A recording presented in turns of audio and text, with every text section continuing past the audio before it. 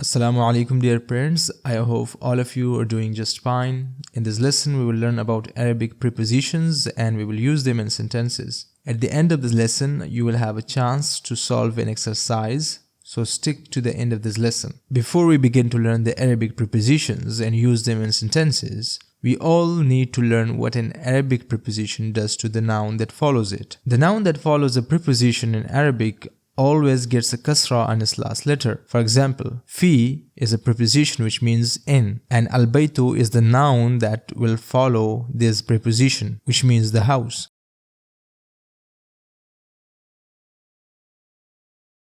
After putting fi before al-baytu, we get fil bayti. As you can clearly see, al-baytu has become al-bayti. The last letter of the noun has got a kasra, fil bayti. Now please keep in mind that not all nouns will have the same. Some might not get a kasra. They are called mabni or indeclinable nouns. But at this stage, we don't have to worry about them. We will deal with them in another lesson. For now, focus on the preposition. Now these prepositions are called primary prepositions because they are very simple and basic. There's a second kind of prepositions in Arabic called secondary prepositions. We will learn the secondary prepositions in the part 2 of this lesson. In this lesson, we will deal with the primary prepositions. The first preposition is fi, and we have already seen this one. It means in, as in fil bayti, in the house. Ana fil bayti, I am in the house. The next one is bi, which means with, bil qalami, with the pen. Katabtu risalata bil qalami, I wrote the letter with the pen.